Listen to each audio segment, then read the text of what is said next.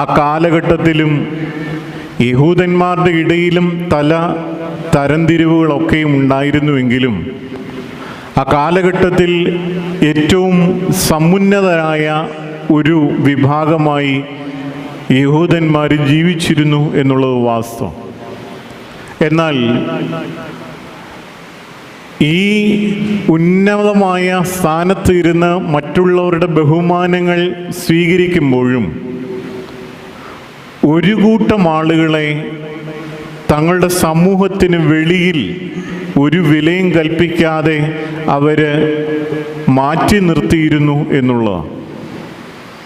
അവർ ഒരു പക്ഷെങ്കിൽ മോശമായ പേരുകൾ പോലും വിളിക്കാൻ ഈ യഹൂദന്മാർ ഒരു മടിയും കാണിച്ചിരുന്നു. കർത്താവിൻ്റെ കാലഘട്ടത്തിൽ നമ്മൾ വായിക്കുമ്പോൾ ശമരിയക്കാർ